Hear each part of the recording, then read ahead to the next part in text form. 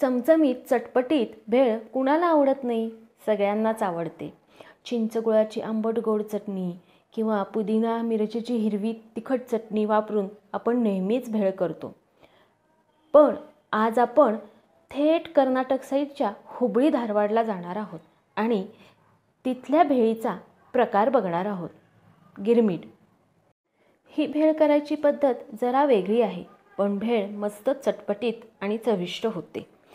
तिथे भेळीबरोबर गिरमीटबरोबर मिरची भजी पण देतात. चला मग ह्या दोन्ही रेसिपी आपण आज बघू. चला मग रेसिपीला सुरुवात करू.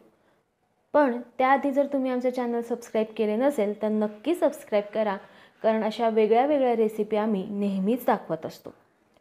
आता गिरमीटमध्ये महत्त्वाचा घटक म्हणजे फुटाणा डाळ किंवा पंढरपुरी डाळ. 1 वाटी फुटाणा डाळाची आपण एकदम बारीक अशी पावडर करून घेऊ आणि आता आपण एक प्रकारची फोडणी करून घेऊ.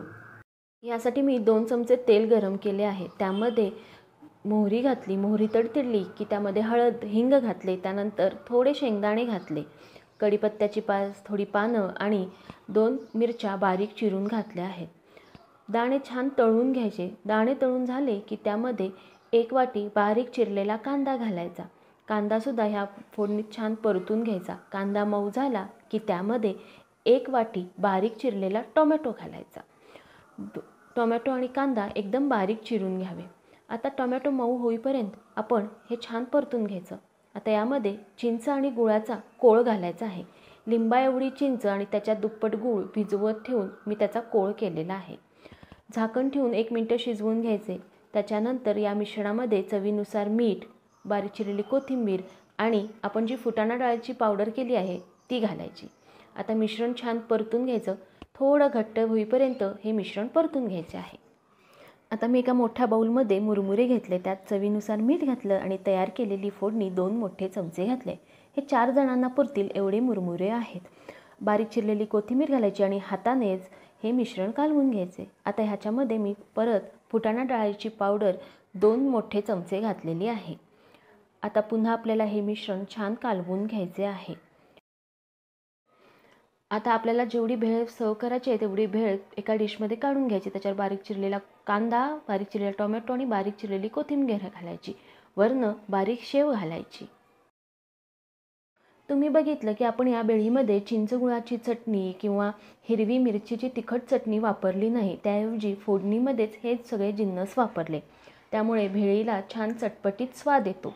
तसेच ह्या भेळीमध्ये फुटाणा डाळीच्या पावडरीचा भरपूर उपयोग केला जातो. त्यामुळे भेळीला एक वेगळा स्वाद येतो. आता आपण मिरची भजी कशी करायची ते बघू. यासाठी मी डाळीचं पीठ 1 वाटी घेतलं. त्यामध्ये चवीनुसार मीठ घातले. थोडे ओवा हातावर चुरून घातले आहे आणि अगदी पाव चमचा लाल तिखट घातले आहे. तर ह्याच्यात मी गरम तेल 2 चमचे घालते. त्याच्यामुळे भजी जास्त तेलकट होत नाही. आता थोडे थोडे पाणी घालून आपल्याला हे पीठ कालवून घ्यायचे आहे. हे पीठ जरा घट्टसरच ठेवावे लागते, कारण ते मिरच्यांवर व्यवस्थित कोट व्हायला पाहिजे. छान पीठ आपलं कालवून झालेलं आहे. आता हे आपण 2 मिनिटं असंच बाजूला ठेवू. तोपर्यंत आपण मिरच्या घेऊ. ह्या ज्या जाड्या मिरच्या मिळतात त्या मिरच्या घ्यायच्या. त्याला मध्ये उभी एक चीर देऊन आतल्या सगळ्या बिया काढून घ्यायच्या. आता बिया काढून झाल्या की याच्यामध्ये आत पूर्ण मीठ लावून घ्यायचं. तुम्हाला हवं असेल तर तुम्ही त्यात तिखट, मीठ, धने, जिरे पूड असा मसालासुद्धा घालू शकता किंवा उकडलेला बटाटा त्यामध्ये सर्व मसाले घालून सुद्धा या भजीमध्ये स्टफ करतात. मी इथं फक्त मीठ लावले. आता ही मिरची आपल्याला पिठामध्ये छान घोळवून घ्यायची आहे. आतमध्ये पण पीठ गेलं पाहिजे अशी ही मिरची घोळवून घ्यायची.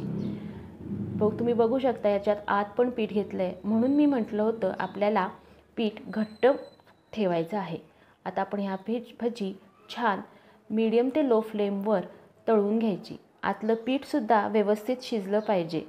त्यामुळे गॅस मीडियम ते लो फ्लेम ठेवायचा आणि छान लालसर रंग येईपर्यंत आपल्याला ह्या भज्या तळून घ्यायच्या आहेत. आपली भजी तळून तयार आहे. चला, आपलं गिरमीट आणि गरम गरम मिरची भजी तयार आहे. हा हुबळी धारवाड साईडचा भेळीचा प्रकार तुम्हाला कसा वाटला आम्हाला कमेंट करून नक्की सांगा. आणि अशाच जर वेगळ्या वेगळ्या रेसिपी तुम्हाला जर बघायच्या असतील तर आमचं चॅनल सबस्क्राईब करा. बेल आयकॉनचे बटन प्रेस करून ऑल नोटिफिकेशनवर क्लिक करायला विसरू नका. म्हणजे नवीन नवीन रेसिपीचे अपडेट्स तुम्हाला मिळत राहतील. ही रेसिपी शेवटपर्यंत बघितल्याबद्दल धन्यवाद.